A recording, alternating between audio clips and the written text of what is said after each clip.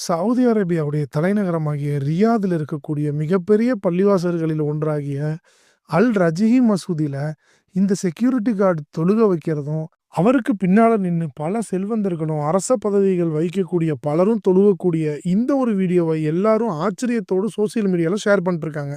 ஆனா, இதுல ஆச்சரியப்படுறதுக்கு ஒண்ணுமே இல்லங்க. இறைவனுடைய மார்க்கமாகிய இஸ்லாத்த பொறுத்தவரைக்கும், யார் இறுதி இறைவேதம் குரான்ல இருந்து வசனங்கள மனப்பாடம் செஞ்சு வச்சிருக்கிறாங்களோ, அவங்க தாராளமாக தொழுகைய முன்னின்று நடத்தலாங்க. பிறப்பாலயோ, காசு பணத்தாலயோ, நிறத்தாலயோ, மொழியாலயோ, இது மாரி எந்த வகையிலயும் ஏற்றத்தாழ்வுங்கிற வேலைக்கே இடமில்ல. ஒரு பக்கம் இப்படி இருக்க, முஸ்லீம் அல்லாதவர்கள் எல்லாம் உங்க பள்ளிவாசலுக்குள்ள விடுவீங்களா?